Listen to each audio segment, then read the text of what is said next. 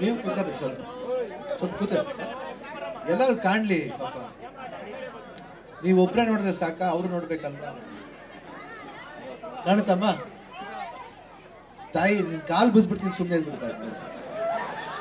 ನಾನು ಹೇಳ್ತಾ ಇದ್ದೀನಿ ತಾನೆ, ನಿನಗೋಸ್ಕರ ಹೇಳ್ತಾ ಇದ್ದೀನಿ ನಾನು.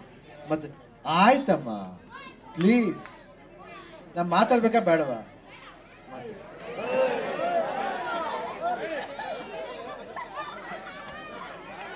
ವೇದಿಕೆ ಮೇಲಿರೋ ಗಣ್ಯರೇ ಹಾಗೂ ಕನ್ನಡ ಕಲಾಭಿಮಾನಿ ಎಲ್ಲರೂ ನಮಸ್ಕಾರ. ನಾವು ಇವತ್ತು ಬಂದಿರೋ ವಿಷಯ ನಿಮ್ಗೆಲ್ಲರಿಗೂ ಗೊತ್ತೇ ಇದೆ. ನಾನು ನನ್ನ ಹೆಂಡತಿ ಗೀತಿನ ಪರವಾಗಿ ಮತ್ತೆ ಅಷ್ಟಾಗ ಮಾಡಕ್ಕೆ ಬಂದಿದ್ದೀನಿ. ಅಂದರೆ ನೀವು ನನ್ನ ಶಿವರಾಜ್ ಕುಮಾರ್ ಹತ್ರ ನೋಡಬೇಡಿ. ಇಲ್ಲಿ ಬಂದು ನೀವು ನನ್ನ ಶಿವರಾಜ್ ಕುಮಾರ್ ಹತ್ರ ನೆನೆಸ್ಕೊಂಡ್ರು ಒಬ್ಬ ಸಾಧಾರಣ ಮನುಷ್ಯನ ಥರನೇ ನೆನೆಸ್ಕೋಬೇಕು ನಾನು ಯಾತಿಗೆ ಬಂದಿದ್ದೀನಿ ಅಂತ. ಯಾಕಂದರೆ ಪ್ರತಿಯೊಬ್ಬರೂ ಹೆಂಡತಿ ಮುಂದೆ ಬರಬೇಕಾದ್ರೆ ಅವ್ರಿಗೆ ಬೆನ್ನೆಲುಬಾಗಿ ನಿಂತಿರಬೇಕು, ಸಪೋರ್ಟ್ ಮಾಡಬೇಕು, ಮಾರಲಾಗಿ ಸಪೋರ್ಟ್ ಮಾಡಬೇಕು.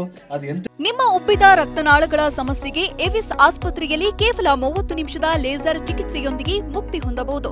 ಹೆಚ್ಚಿನ ವಿವರಗಳಿಗಾಗಿ ಸಂಪರ್ಕಿಸಿ 8088837000. ಚಾಲೆಂಜ್ ಇರ್ಬೋದು. ಚಾಲೆಂಜ್ ಅನ್ನೋದು ಎಲ್ಲ ಮನುಷ್ಯನಿಗೂ ಬರುತ್ತೆ. ಅದಕ್ಕಂತ ಈ ದೊಡ್ಡ ಚಾಲೆಂಜ್ ಚಿಕ್ಕ ಚಾಲೆಂಜ್ ಅಂತ ಏನಿಲ್ಲ. ಚಾಲೆಂಜ್ ಅಂದ್ರೆ ಚಾಲೆಂಜೇ. ಸೊ ಚಾಲೆಂಜ್ ಫೇಸ್ ಮಾಡೋಣ ಮನುಷ್ಯ. ಒಂದು ಹೆಣ್ಣು ಫೇಸ್ ಮಾಡ್ಬೇಕಂದ್ರೆ ಬರ್ಬೇಕಾದ್ರೆ ನಾವೆಲ್ಲ ಗಂಡಸರು ಎಷ್ಟು ಧೈರ್ಯವಾಗಿ ಅವ್ರಿಗೆ ಮುಂದೆ ತಳ್ಬೇಕು ಹೇಳಿ. ನಾವು ಅವ್ರಿಗೆ ಪ್ರೋತ್ಸಾಹ ಕೊಡಬೇಕು. ಒಂದು ಸಿಂಪಲ್ ಎಕ್ಸಾಂಪಲ್ ಹೇಳ್ತೀನಿ. ಇವಾಗ ಹುಟ್ತಾನೆ ಯಾರು ಎಕ್ಸ್ಪೀರಿಯನ್ಸ್ಡ್ ಹುಟ್ಟಲ್ಲ.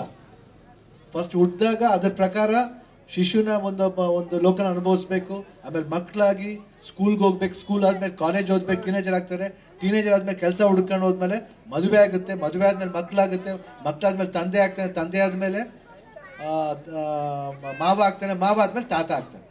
ಇಷ್ಟು ಪೀರಿಯಡ್ ಇದೆ. ಇವನ್ ಹೆಣ್ಣಿಗೂ ಅದೇ ಥರನೇ. ಮಗಳಾಗಿ ಬರ್ತಾರೆ, ಸ್ನೇಹಿತ ಆಗಿರ್ತಾಳೆ, ಮದುವೆ ಮಾಡ್ಕೋತಾರೆ, ತಾಯಿ ಆಗ್ತಾರೆ, ಆಮೇಲೆ ಅತ್ತೆ ಆಗ್ತಾರೆ, ಆಮೇಲೆ ಅಜ್ಜಿ ಆಗ್ತಾರೆ. ಸೊ ಇಷ್ಟೊಂದು ಇದು ಮಾಡ್ತಾರೆ. ಎಲ್ಲರಿಗೂ ಅದು ಎಕ್ಸ್ಪೀರಿಯನ್ಸ್ ಪರವಾಗಿ ಬರ್ತಾ ಇರುತ್ತೆ. ಆಮೇಲೆ ಎಕ್ಸ್ಪೀರಿಯನ್ಸ್ ಅನುಭವ ಅನ್ನೋದೇ ಹೊಸ್ತನ. ಎವ್ರಿ ಅನುಭವ ಫಸ್ಟ್ ಎದ್ದ ತಕ್ಷಣ ಇದು ಮಾಡ್ಬಿಡ್ತೀವಿ, ಅದು ಸುಳ್ಳು. ಹೆಂಗಾಗುತ್ತೆ ಹೇಳಿ? ಎಲ್ಲರೂ ಇವಾಗ ಆಗಿದ್ದೆಲ್ಲ ಏನು ಎಕ್ಸ್ಪೀರಿಯನ್ಸ್ ಇಂದ ಆಗಿದೆ ಇಲ್ಲ, ಬಂದು ಕಲ್ತು ತನ ಮಾಡ್ತಾರೆ. ಅದೇ ಥರ ಎಲ್ಲರೂ ಕಲಿಬೇಕು. ಬಟ್ ಆದರೆ ಗೀತನಿಗೆ ಹಂಗಲ್ಲ. ಅವ್ರ ಬ್ಲಡ್ಡಲ್ಲೇ ಇದೆ. ಬಂಗಾರಪ್ಪನವ್ರ ಫ್ಯಾಮಿಲಿ ಹುಟ್ಟಿರೋದು. ಬಂಗಾರಪ್ಪನವರು ಗ್ರೇಟ್ ಲೀಡರ್, ಬಡವರ ಬಂಧು ಅಂತ ಹೆಸರು ತಗೊಂಡಿರೋರು. ಅವರು ಶಿವಮೊಗ್ಗ ಜಿಲ್ಲೆಯವರು. ಅವ್ರು ಹುಟ್ಟಿದ್ದು ಇಲ್ಲೇನೆ, ಓದಿದ್ದು ಇಲ್ಲೇನೆ.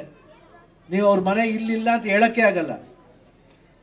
ಇಲ್ಲಿದೆ, ಇಲ್ಲೇ ಇದೆ. ಅವ್ರು ಓದಿದ್ದೇ ಇಲ್ಲಿ ಇದೆ ಅಂದ್ಮೇಲೆ ಮನೆ ಇಲ್ಲದೆ ಇರುತ್ತಾ?